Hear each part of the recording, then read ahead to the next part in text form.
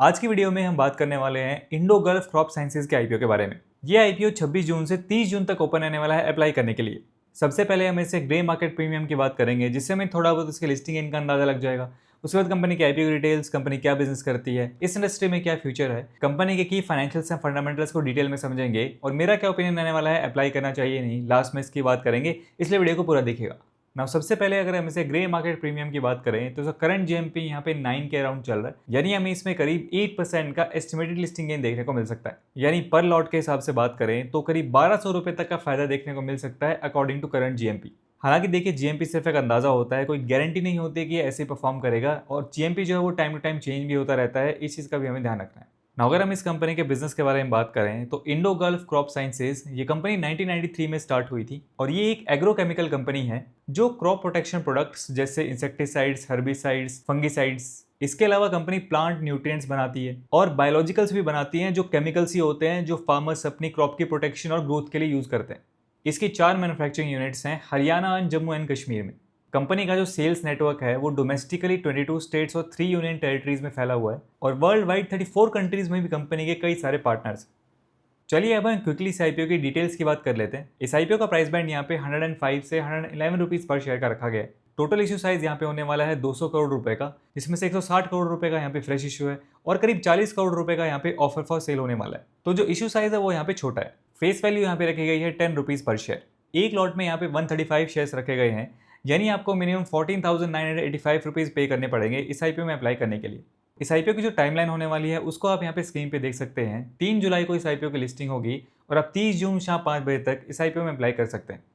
इस इशू के ऑब्जेक्टिव की बात करें तो कंपनी जो फ्रेश यूज से पैसा उठाने वाली है उसका यूज कंपनी यहाँ पे मेनली 3 तरीके से करने वाली है। पहला, कंपनी की जो वर्किंग कैपिटल रिक्वायरमेंट्स है उसको फंड करने के लिए। दूसरा, कंपनी के ऊपर जो डेट है उसको रीपे करने के लिए। और एक न्यू प्लांट सेटअप करने के लिए जो कॉस्टिंग लगेगी उसके लिए कंपनी इन फंड्स का यूज यहाँ पे करने वाली है।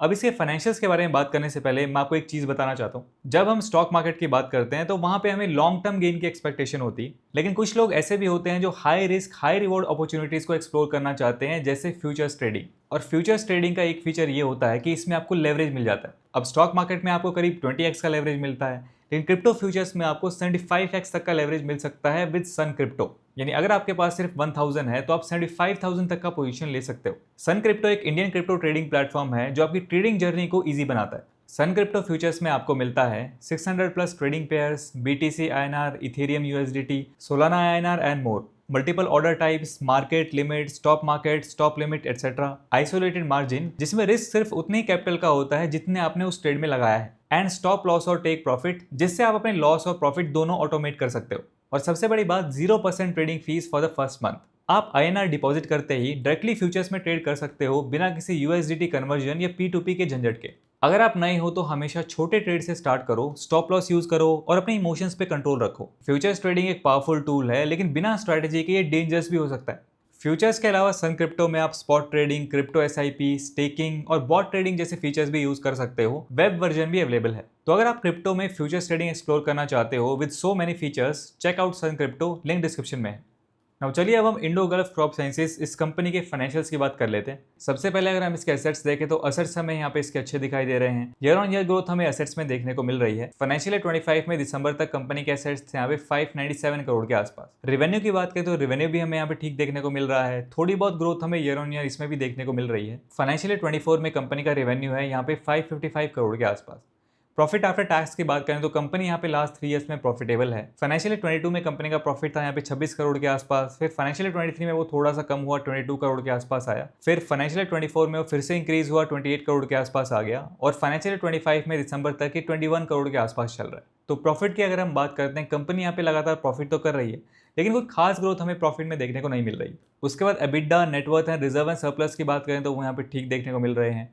टोटल बोरोइंग की बात करें तो कंपनी के ऊपर यहाँ पे अच्छा खासा डेट भी है। करंटली कंपनी के ऊपर यहाँ पे 206 करोड़ का डेट है। और अगर हम इसके डेट टू इक्विटी रेशियो की बात करें तो वो यहाँ पे करंटली फाइनेंशियल 25 में दिसंबर तक यहाँ पे है 1.28 का, तो ये थोड़ा सा ज़्यादा है। 0.5 से कम होता है तो अच्छा माना जाता है। उसके बाद अगर हम इसके फंडामेंटल्स की बात करें तो कंपनी की ROE, ROC एंड RNW यहाँ पे ठीक ठीक से हैं। 15% के आसपास अच्छा माना जाता है, तो ये उससे ज़्यादा कम नहीं है, तो ठीक है। उसके बाद अगर हम इसके PE रेशो यानी प्राइस टू अर्निंग रेशो की बात करें तो वो यहाँ पे 19 के आसपास है। और अगर हम इसके PE रेशो को इसकी पीयर ग्रुप की कंपनी से कंपेयर करते हैं तो इसका पीई रेशो यहाँ पे लोअर साइड में निकल के आता है, यानी इसके कॉम्पिटिटर्स के मुकाबले इसका पीई रेशो यहाँ पे ठीक है।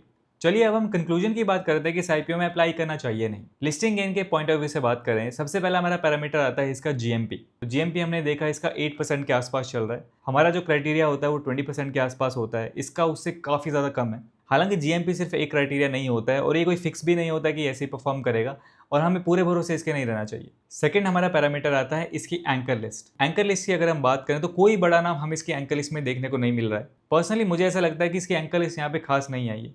थर्ड हमारा पैरामीटर यहाँ पे आता है इसकी वैल्यूएशन। तो ओवरऑल इसके फाइनेंशियल्स को देखते हुए, इसके पी रेशियो को इसकी पीयर ग्रुप की कंपनी से कंपेयर करते हुए पर्सनली मुझे ऐसा लगता है कि इसकी वैल्यूएशन यहाँ पे ठीक ठीक है। और फोर्थ हमारा पैरामीटर यहाँ पे आता है इस आईपीओ की डिमांड। देखिए क्योंकि छोटा इशू साइज है तो एंड तक आते आते मुझे ऐसा लगता है कि हमें इसमें ठीक ठाक डिमांड देखने को मिल सकती है। तो देखिए सारे फैक्टर्स को कंसिडर करते हुए फिलहाल के लिए पर्सनली तो मैं इस आईपीओ में इंटरेस्टेड नहीं हूँ। पे जब बहुत सारे आईपीओ यहाँ पे आते हैं तो काफ़ी लोगों के पास सिर्फ एक ही आईपीओ में लगाने का पैसा होता है, तो बहुत सारे अच्छे आईपीओ में आपको कम सब्सक्रिप्शन देखने को मिलता है, तो आपके अलॉटमेंट के चांस वहाँ पे ज़्यादा बनते हैं। हालांकि ये तो मेरा कंक्लूजन था, बाकी आपको अपना डिसीजन अपने अकॉर्डिंग अपना एनालिसिस करके लेना है। बाकी आगे देखते हैं इसका जीएमपी सब्सक्रिप्शन वगैरह कैसा रहता है। उसको मैं यहाँ पे टेलीग्राम पे टाइम टू टाइम अपडेट भी करता रहता हूँ, वहाँ पे आप ज्वाइन कर सकते हैं, लिंक आपको वीडियो डिस्क्रिप्शन में मिल जाएगा। आपको इस आईपीओ के बारे में क्या लगता है, आप क्या करने वाले हैं, कमेंट सेक्शन में अपना ओपिनियन जरूर शेयर कीजिए। वीडियो पसंद आए तो इसे लाइक कीजिए। मेरा नाम है सुनील, मिलते हैं नेक्स्ट वीडियो में। Thanks for watching.